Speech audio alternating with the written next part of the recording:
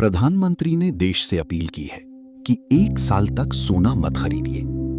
पहली नजर में यह अपील देश हित में लगती है, क्योंकि भारत जब सोना खरीदता है तो डॉलर बाहर जाता है, विदेशी मुद्रा भंडार पर दबाव पड़ता है, रुपये पर दबाव पड़ता है और सरकार कह सकती है कि मुश्किल वक्त में नागरिकों को भी थोड़ा त्याग करना चाहिए। लेकिन सवाल यह है कि त्याग हमेशा जनता ही क्यों करे? और उससे भी बड़ा सवाल यह है कि अगर सरकार सचमुच चाहती थी कि लोग फिजिकल सोना न खरीदें, तो उसने अपनी ही सॉवरिन गोल्ड बॉन्ड स्कीम को चुपचाप ठंडे बस्ती में क्यों डाल दिया? याद कीजिए, 2015 में सरकार ने सॉवरिन गोल्ड बॉन्ड स्कीम शुरू की थी।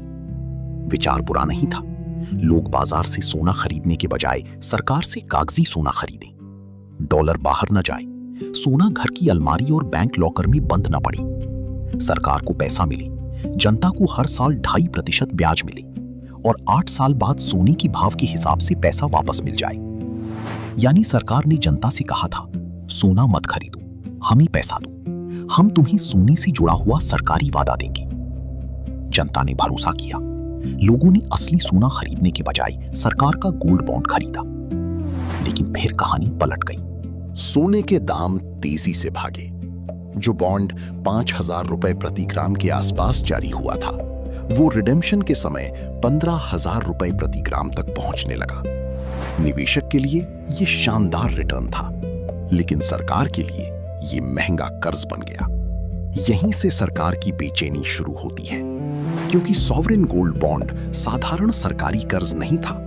ये ऐसा कर्ज था जिसमें मूलधन सोने के भाव से जुड़ा था। सरकार ने जनता से रुपए लिए थे, लेकिन वापस भुगतान सोने के बढ़े हुए भाव के हिसाब से करना है। मतलब जनता ने सरकार पर भरोसा किया, और जब उस भरोसे का लाभ जनता को मिलने लगा तो सरकार ने नई स्कीम जारी करना लगभग बंद कर दिया। फरवरी 2024 के बाद नया सॉवरिन गोल्ड बॉन्ड नहीं आया। सरकार ने इसे खुले मंच पर बैठकर नहीं समझाया। कोई राष्ट्रीय बहस नहीं हुई, कोई साफ सफाई नहीं दी गई कि स्कीम बंद क्यों हुई। बस चुप्पी। और अब वही सरकार जनता से कह रही है, सोना मत खरीदो। तो सवाल उठता है, अगर सोना ना खरीदना देश हित है, तो सॉवरिन गोल्ड बॉन्ड फिर से क्यों नहीं? अगर फिजिकल गोल्ड इंपोर्ट विदेशी मुद्रा के लिए खतरा है, तो सुरक्षित सरकारी डिजिटल गोल्ड विकल्प क्यों बंद है? और अगर सरकार को जनता की बचत चाहिए, तो क्या वो जनता को सोने जैसा रिटर्न देने से डर रही है? यहीं पर इस कहानी का असली चेहरा दिखाई देता है। जब जनता सरकार को सस्ता कर्ज दे, तब योजना राष्ट्रहित।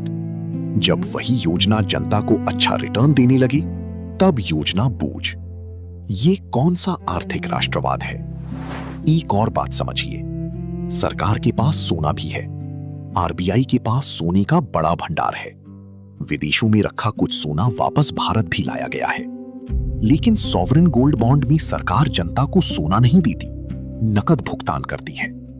मतलब ये पूरा खेल ट्रस्ट का है।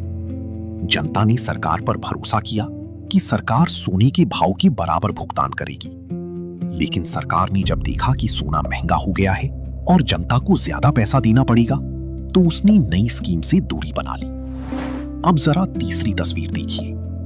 एक तरफ सरकार कह रही है कि सोना मत खरीदो, दूसरी तरफ सॉवरिन गोल्ड बॉन्ड बंद है, तीसरी तरफ कॉरपोरेट और उद्योग मंडल कहने लगे हैं कि घरों में पड़ा सोना देश के विकास में लगना चाहिए। सुनने में बात बड़ी सुंदर लगती है।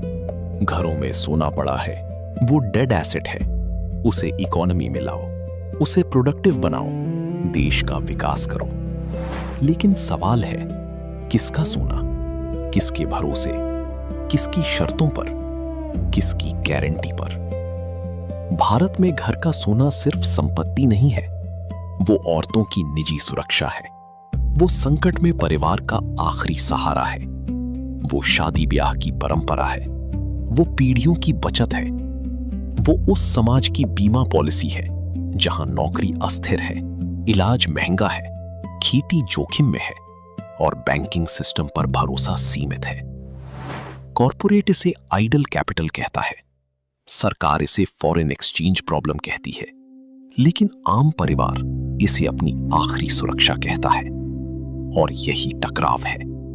सरकार जनता से कहती है सोना मत खरीदो, कॉरपोरेट कहता है घर का सोना निकालो, बैंक कहता है गिरवी रखो, और जनता कहती है मुसीबत में यही तो काम आता है।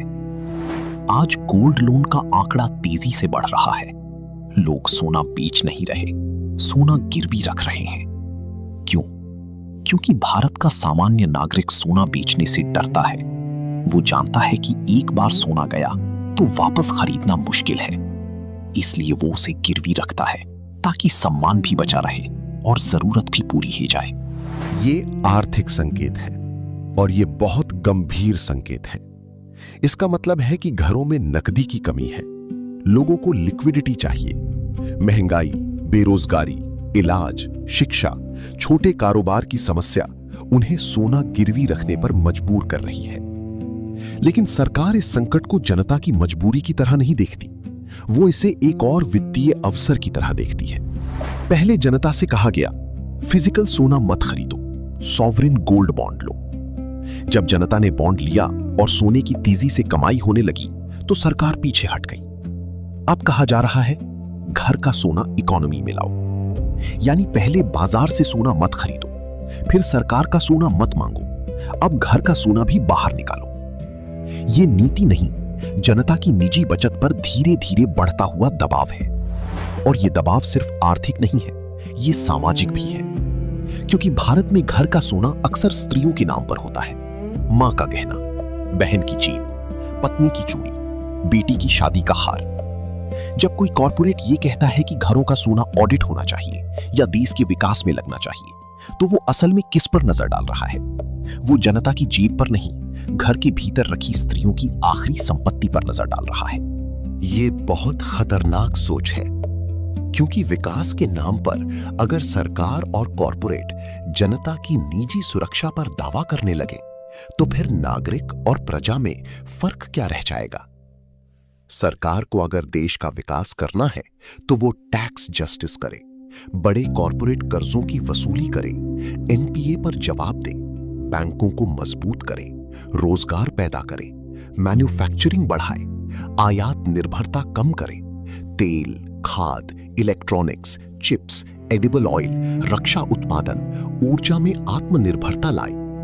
लेकिन ये क्या रास्ता हुआ कि जनता से कहा जाए, सोना मत खरीदो, विदेश मत जाओ, पेट्रोल कम खर्च करो, घर का सोना इकोनॉमी में लगाओ, और दूसरी तरफ सरकार अपनी नीतिगत नाकामी पर चुप रहे? सॉवरेन गोल्ड बॉन्ड की कहानी इसी चुप्पी की कहानी है। सरकार ने जनता को कहा था, हम पर भरोसा करो। जनता ने भरोसा किया। अब जब भुगतान का समय आया तो सरकार को सोने की तेजी महंगी लगने लगी। तो क्या देश हित सिर्फ तब तक है जब तक जनता सरकार को सस्ता पैसा देती रहे, और जब जनता को फायदा मिलने लगे तो वही योजना बोझ बन जाती है? ये सवाल पूछा जाना चाहिए और तीखे ढंग से पूछा जाना चाहिए, क्योंकि प्रधानमंत्री की अपील सिर्फ सोना न खरीदने की अपील नहीं है, ये भारत की आर्थिक असुरक्षा की स्वीकारोक्ति भी है। अगर एक विशाल अर्थव्यवस्था अपने नागरिकों से कह रही है कि 1 साल सोना मत खरीदो, तो इसका मतलब है कि विदेशी मुद्रा, आयात और डॉलर पर निर्भरता को लेकर सरकार चिंतित है।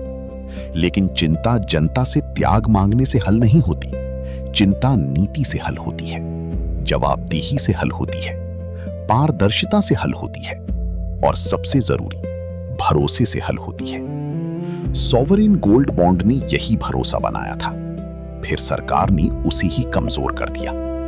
अब सवाल सरकार से है, अगर सोना खरीदना देश के लिए समस्या है तो आपने एसजीबी बंद क्यों किया?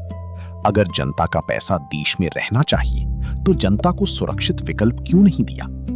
अगर घर का सोना इकोनॉमी में लाना है तो पहले जनता को यह भरोसा कौन देगा कि उसका सोना, उसका अधिकार, उसकी सुरक्षा और उसकी गरिमा सुरक्षित रहेगी? और आखिरी सवाल, क्या सरकार को जनता की बचत चाहिए या जनता पर भरोसा? क्योंकि दोनों अलग चीजें हैं। जनता की बचत पर नजर डालना आसान है, जनता का भरोसा कमाना मुश्किल। और आज भारत की असली आर्थिक समस्या यही है। सोना महंगा जरूर हुआ है, लेकिन उससे ज्यादा महंगा हुआ है भरोसा।